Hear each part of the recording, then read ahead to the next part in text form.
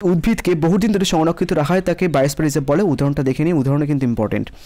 So everyone, এই ভিডিওতে তোমাদের আমি 2 মার্কসের আরও কিছু ইম্পর্টেন্ট কোশ্চেন্স দিয়ে দেবো 4th চ্যাপ্টার থেকে, মানে জীববৈচিত্র্য এবং সংরক্ষণ এই চ্যাপ্টার থেকে।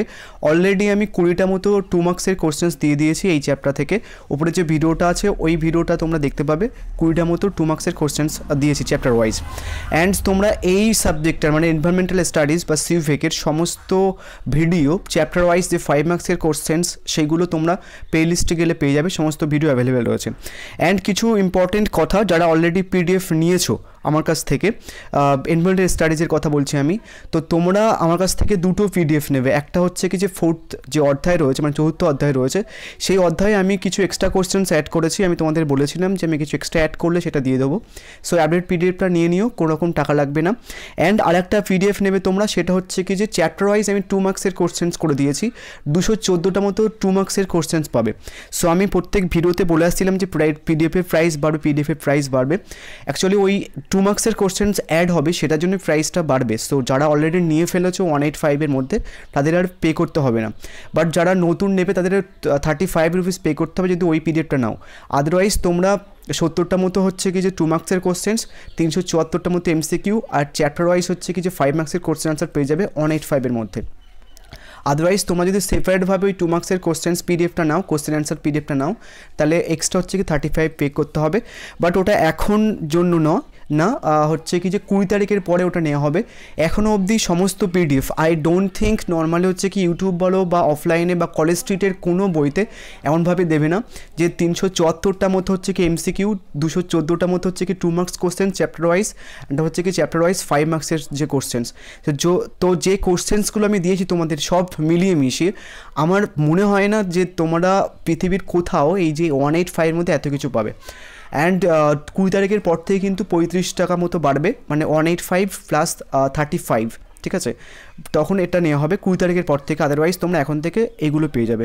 অ্যান্ড নর্মালি আমি প্রত্যেকটা ভিডিওর মধ্যে বলি এইটা, আর যারা প্রত্যেকদিন ভিডিও দেখো তাদের মাথা পুরো হ্যাং হয়ে গেছে এটা শুনে যে আমার কাছ থেকে তোমরা political science, history, Bangla, English, sociology, education, philosophy এই সমস্ত পেপারের মেজর এবং মাইনর, মানে এই পেপারগুলো যাদের অনার্স নিয়েছো অ্যান্ড যারা জেনারেল পেপারে পড়ছো, সমস্ত পেপারের নোটস অ্যাভেলেবেল পাবে আমার কাছে 185-এর মধ্যে। শুধু হচ্ছে কি তোমার ফিলোসফি, সোশ্যোলজি আর ইংলিশের প্রাইসটা একটুখানি ডিফারেন্ট, আদারওয়াইজ তোমরা 185-এর মধ্যে পাবে। অ্যান্ড এই সমস্ত পেপারের সেক পেপার, অনার্স এবং জেনারেল পেপারের 195-এর মধ্যে পাবে। অ্যান্ড হচ্ছে কি এইসি পেপার 195, আর সমস্ত পেপারগুলোর আইডিসি পেপার 175, কিন্তু হচ্ছে কি সোশ্যোলজি, ফিলোসফি আর ইংলিশের আইডিসি পেপারের প্রাইস ডিফারেন্ট হবে। অ্যান্ড তোমরা কনস্টিটিউশন ভ্যালু আর এনভায়রনমেন্টাল স্টাডিজ এখন যদি নাও 20 তারিখের আগে, তাহলে হচ্ছে কি বোথ 299 পড়বে। এই সবগুলো আমি কিন্তু বাংলা ভার্সানের জন্য বলছি, ইংলিশ ভার্সানের সমস্ত নোটস অ্যাভেলেবেল, বাট প্রাইসটা ডিফারেন্ট হবে। তো চলো সব কিছু ঝামেলা মিটে নিলাম, এবার কোশ্চেন্সগুলো দেখে নিই। প্রথম হচ্ছে কি জাতীয় পার্ক কী? বিশেষ আইন প্রয়োগের দ্বারা বন ক্ষেত্র যখন নির্দিষ্ট কোনো জীব প্রজাতির বাসস্থান সহ সংরক্ষণের উদ্দেশ্যে নির্ধারণ করা হয় তখন তাকে জাতীয় পার্ক বলা হয়। আমি বেশি কিছু পড়ছি না, একটু স্ক্রিনশট মেরে নিও বা যারা লিখছো একটু সেখানে দেখে নিও। সো নেক্সট হচ্ছে কি যে প্রজাতি বৈচিত্র্যের পরিমাপ কিভাবে করা হয়? জীবগোষ্ঠীতে প্রজাতি বৈচিত্র্য নির্ভর করে প্রজাতির প্রাচুর্য এবং সমতার উপর। যদি দুটি জীবগোষ্ঠীর একটিকে অনেক সংখ্যক প্রজাতির অল্প কিছু জীব বর্তমান থাকে এবং অন্যটিতে অল্প সংখ্যক প্রজাতির অনেক জীব বর্তমান থাকে, তাকে জীবগোষ্ঠীর প্রজাতি বৈচিত্র্য বলা হয়। যাই হোক একটুখানি দেখে নিই, আমি অল্প পড়ছি, না ভিডিওটা বড় হয়ে যাবে। অ্যান্ড আমি যেহেতু ভিডিওতে কোনো রকম অ্যাড চালাই না, তো ভিডিও বড় করে আমার কোনো লাভ নেই আলটিমেট। সো 23 নম্বর প্রশ্ন হচ্ছে কি প্রজাতি বৈচিত্র্যের প্রভাবক অজৈব শর্তগুলির নাম উল্লেখ করো। প্রজাতি বৈচিত্র্যের প্রভাবক অজৈব শর্তগুলো হলো বাসস্থানের আকার, পরিবেশের প্রতিকূলতা, বাসস্থানের পরিবর্তন সংক্রান্ত পূর্বাভাস, পরিবেশের বিশৃঙ্খলতা, আর হচ্ছে কি পরিবেশের বিচ্ছিন্নতা ইত্যাদি। সো নেক্সট হচ্ছে কি 24 নম্বর প্রজাতি বৈচিত্র্যের প্রভাবক জীবজ সত্ত্বগুলি উল্লেখ করো। নেক্সট প্রজাতি বৈচিত্র্যের প্রভাবক জীবজ সত্ত্বগুলি হলো জীবগোষ্ঠীর বয়স, প্রাথমিক উৎপাদনশীলতা, জীবগোষ্ঠীর গঠন ও প্রতিযোগিতা ইত্যাদি। নেক্সট হচ্ছে কি জীববৈচিত্র্য বা বায়োডাইভার্সিটির সংজ্ঞা দাও। বিভিন্ন বাস্তুতন্ত্রের বিভিন্ন স্তরে বিভিন্ন প্রজাতি বা একই প্রজাতির জিনগত প্রকরণযুক্ত জীবসমূহকে একত্রে তোমার জীববৈচিত্র্য বা বায়োডাইভার্সিটি বলে। নেক্সট হচ্ছে কি জীববৈচিত্র্যকে সম্পদ রূপে গণ্য করা হয় কেন? প্রাণী বিবর্তনের শুরু থেকে গাছের ফল, মূল, অক্সিজেন ইত্যাদি প্রাণীদের ব্যবহার লাগে। মানুষ ও উদ্ভিদ থেকে এই সব পদার্থগুলির প্রাপ্ত হয়। এছাড়া অন্যান্য প্রাণীদের প্রজাতিদের প্রতিপালন করে তাদের থেকে দুধ, মাংস, ডিম ইত্যাদি সংগ্রহ হতো। অতএব বিভিন্ন জীব বিভিন্নভাবে আমাদের কাজে লাগে এবং তাদের সম্পদ রূপে গণ্য করা যেতে পারে। এমনকি মানুষকে সম্পদ রূপে গণ্য করা হয়, কারণ মানব সৃষ্টি প্রযুক্তির মাধ্যমেই অন্যান্য সম্পদের সঠিক ব্যবহার সম্ভব হয়। নেক্সট হচ্ছে কি তোমাদের ভারতে কয়েকটি উল্লেখযোগ্য স্তন্যপায়ী প্রাণী সম্পদের নাম। একটা হচ্ছে কি বাঘ, সিংহ, হাতি, একলিঙ্গ, গন্ডার, বন্যগর্ভ, বাইসন, নীলগাই, পান্ডা ইত্যাদি। নেক্সট হচ্ছে কি পান্ডা। যাই হোক, বিরল প্রজাতিগুলি জিনগতভাবে ক্ষয়প্রাপ্ত।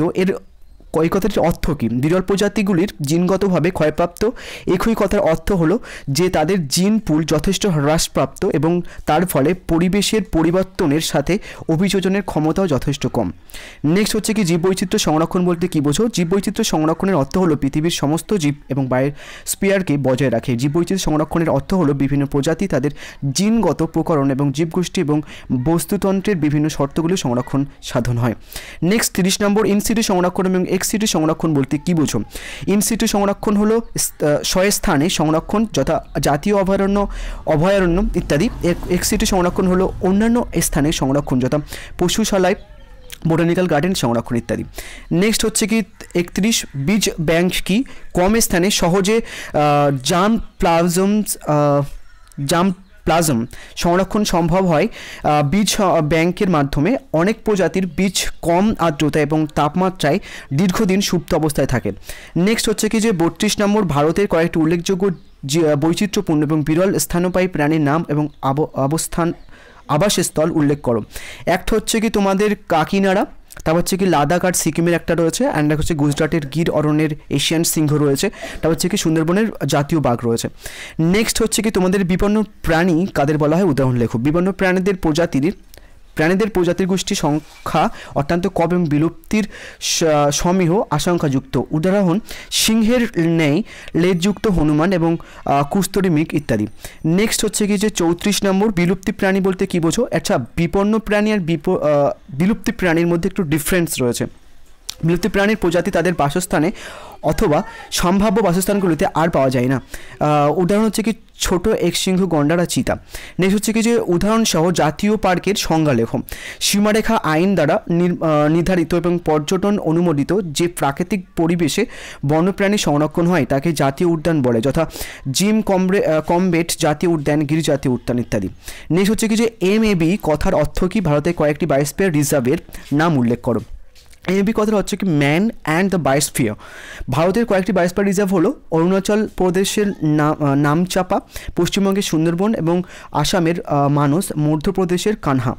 নেক্সট হচ্ছে কি পশ্চিমবঙ্গের 2টি জাতীয় উদ্যান এবং 2টি অভয়ারণ্যের নাম লেখো। পশ্চিমবঙ্গের 2টি জাতীয় উদ্যান হচ্ছে সিঙ্গালীলা জাতীয় উদ্যান, যেটা দার্জিলিংয়ে অবস্থিত, এবং সুন্দরবন জাতীয় উদ্যান, যেটা উত্তর চব্বিশ পরগনার মধ্যে অবস্থিত, যেখানে আমরা থাকি অ্যাকচুয়ালি। অ্যান্ড পশ্চিমবঙ্গের 2টি অভয়ারণ্য হচ্ছে কি গরুমারা অভয়ারণ্য জলপাইগুড়ি এবং জলদাপাড়া অভয়ারণ্য জলপাইগুড়ি। ওকে, নেক্সট হচ্ছে কি তোমার 38 নম্বর, ইনসিটু এক্সটিংশন সংরক্ষণ। এটা বলেছি আমি। সো একটুখানি তার একবার দেখে নাও যে ইনসিটু বলতে হচ্ছে কি প্রাকৃতিক পরিবেশের অবস্থায় কোনো রকম পরিবর্তন না ঘটি বা স্বস্থানে সংরক্ষণ করার পদ্ধতিকে ইনসিটু সংরক্ষণ বলে। অ্যান্ড প্রাকৃতিক পরিবেশের বাইরে যেসব জেনেটিক সম্পদ সংরক্ষণ কেন্দ্র, পরিবেশের নমুনা সংরক্ষণ পদ্ধতিকে এক্সিটু বলে। যাই হোক, বায়োস্ফিয়ার রিজার্ভ কাকে বলে? যে স্থানে বিভিন্ন প্রাণীর প্রজাতির প্রাণী অর্থাৎ উদ্ভিদকে বহুদিন ধরে সংরক্ষিত রাখা হয় তাকে বায়োস্ফিয়ার রিজার্ভ বলে। উদাহরণটা দেখে নিই, উদাহরণটা কিন্তু ইম্পর্টেন্ট। নেক্সট, অভয়ারণ্য কাকে বলে? যে সংরক্ষিত বনভূমিতে বিশেষ ধরনের প্রাণী এবং উদ্ভিদ বসবাস করে সেই বনভূমিকে অভয়ারণ্য বলা হয়। ভারতে মোটামুটি 421টা মতো হচ্ছে কি অভয়ারণ্য রয়েছে। উদাহরণস্বরূপ বলা যেতে পারে যে একশৃঙ্গ, গন্ডার, হাতি বা বাঘ, গরুমারা। ঠিক আছে, সো আমি তোমাদের নেক্সট ভিডিওতে 2 নম্বর চ্যাপ্টার থেকে কিছু 2 মার্কসের কোশ্চেন্স দেবো। সব কটা নর্মালি হচ্ছে কি চ্যাপ্টার থেকে 2 মার্কসের কোশ্চেন্স পোস্ট করা সম্ভব নয়। আমাকে অনেক বড় বড় ইউটিউবাররা মোটামুটি ফলো করে, আই নো, অ্যান্ড তারা দেখবে আমি পোস্ট করা শুরু করেছি মানে তোমরা ইউটিউবে আরও হচ্ছে কি 2 মার্কসের কোশ্চেন্স অ্যাভেলেবেল পাবে। মানে আমি জাস্ট শুরু করে দিলাম, ঠিক আছে, আমি 3-4টে ভিডিও মতো পোস্ট করে দিই, দেখবে তারা নর্মালি হচ্ছে কি যদি ভিউ টু নর্মালি আসে, তারা যেহেতু ভিডিওতে অ্যাড চালায় তো সেটার জন্য ওরা পোস্ট করতে থাকবে। সো আমি জাস্ট শুরু করে দিলাম। যাই হোক, যারা PDF নেবে একটু হোয়াটসঅ্যাপে টেক্সট করে নিও। So thank you.